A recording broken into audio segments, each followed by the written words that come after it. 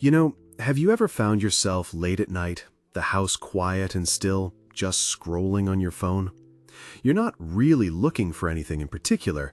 Your thumb just moves in that familiar, hypnotic rhythm, swiping through an endless river of curated lives, fleeting opinions, and 5-second distractions. And then, in a moment of clarity, you lock the screen, and the silence that rushes in feels heavy. It's not a peaceful silence, but an empty one. You've just consumed hours of information, of connection, of noise, yet you feel strangely hollow, as if you've eaten a meal made of air. I think this quiet, creeping hollowness is one of the most profound symptoms of how our modern world can gently, almost imperceptibly, numb the soul. It doesn't happen with a loud bang, but with the soft, constant hum of a screen, the endless notification chime, the pressure to be always on, always productive, always engaged. We've become so accustomed to this external static that we've forgotten what our own inner silence sounds like. One of the most subtle ways this happens is through the illusion of connection. We see hundreds of faces a day, read dozens of updates from friends and strangers, but we are rarely truly with anyone. It's like standing behind a one-way mirror, watching the world go by.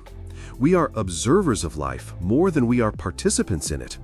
This passive consumption creates a strange detachment, where real, messy, beautiful human interaction, with all its awkward pauses and unscripted vulnerability, starts to feel inconvenient. We trade the deep, nourishing well of genuine presence for the shallow, wide puddle of digital proximity. And our souls, which are built for that depth, slowly begin to feel a kind of spiritual dehydration, a thirst for something real and tangible that 1,000 likes can never quench.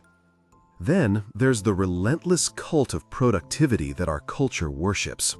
We've been conditioned to see every idle moment as a wasted opportunity. The 5 minutes waiting for the coffee to brew, the 10-minute bus ride, the quiet walk in the park. These used to be sacred pockets of time for daydreaming, for letting the mind wander and connect disparate thoughts, for simply being. Now they are gaps to be filled with a podcast, an audiobook, a quick check of our email. We've optimized the boredom out of our lives, but in doing so, we've also eliminated the very space where creativity, self-reflection, and quiet epiphanies are born. The soul doesn't speak in spreadsheets and to-do lists. It whispers in the margins, in the moments we allow ourselves to be unproductive. By scheduling every second, we inadvertently schedule the soul right out of our days. And perhaps the most potent numbing agent is the sheer volume of noise. It's not just the audible noise of traffic or television, but the psychic noise of constant information, endless choice, and perpetual outrage. Our emotional circuits are overloaded.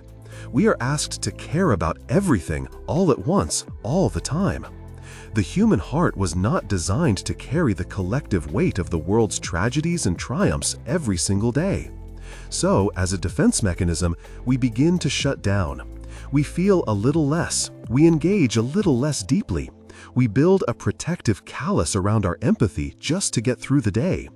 This isn't a moral failing, it's a human response to an inhuman amount of stimulus. But over time, that callus can become a cage, insulating us not only from the world's pain, but also from its profound beauty, its quiet joys, and the subtle shifts in our own inner landscape. So what do we do? How do we begin to feel again in a world that seems engineered to make us numb? I don't think the answer lies in some grand gesture like abandoning technology and moving to the woods. I think it lies in small, intentional acts of quiet rebellion. It's the conscious choice to leave your phone in your pocket when you're standing in a queue and just watch the people around you. It's choosing to sit in silence for 5 minutes with your morning tea without any other input. It's the act of taking a walk and focusing only on the feeling of the wind and the sound of your own footsteps. It's about creating tiny, sacred spaces in your day that are free from the noise, free from the pressure to perform or consume. These moments are like little windows you open for your soul to breathe.